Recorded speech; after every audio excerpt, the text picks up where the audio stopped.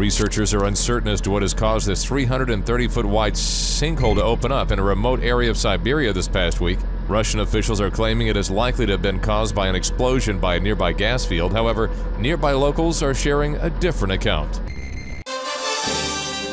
A magnitude 5.8 earthquake shook Washington, D.C. this afternoon. It was the largest east of the Rocky Mountains since 1897. This particular earthquake may prompt a revision of how seismologists predict earthquakes. What we have here is unprecedented. Our current seismic models cannot account for this kind of activity, not this order of magnitude. And the fact that it happened in Washington, D.C., and the White House was forced to evacuate, the Capitol evacuated, that's what scares the media. What scares me is that there wasn't one aftershock. Good morning.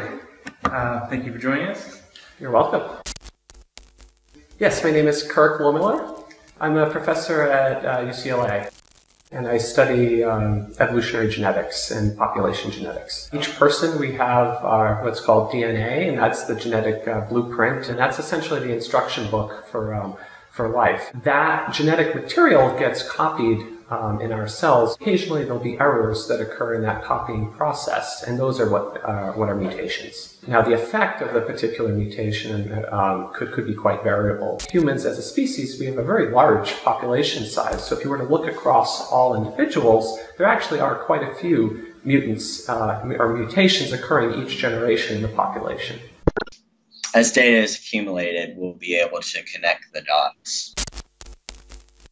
My name is Ben Alpers. I'm a microbiologist for the state of Texas. I specialize in mycobacterium. I also work a lot with the CDC with the National Genotyping Database. Nothing is constant. Mutations ensure the fact that things will be modified, and mutations are inevitable. It will either end a species or propagate it, or will have no effect. But invariably, it will change the gene pool. Allison O'Neill. Biochemistry was my undergraduate degree, and then I went to graduate school for molecular biology. Homo sapiens, essentially, we're in this constant evolutionary state. We essentially came from a single-celled organism, and from there we developed multicellular organisms. To think about the next species is beyond my comprehension.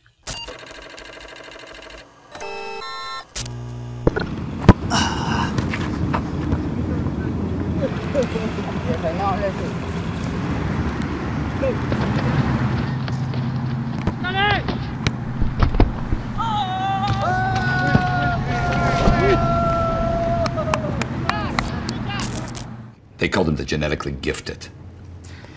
They're genetic threats.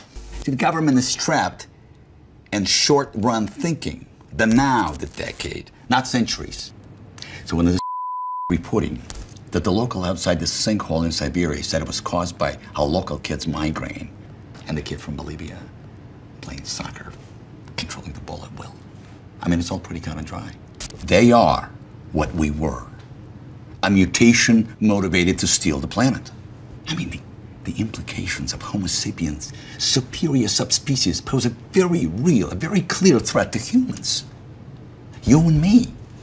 If we are indeed no longer the most advanced species on the planet, we're no longer in control. Homo sapiens superior are here. They will be the survivors. They will be the champions. Evolution demands the eradication of the weak.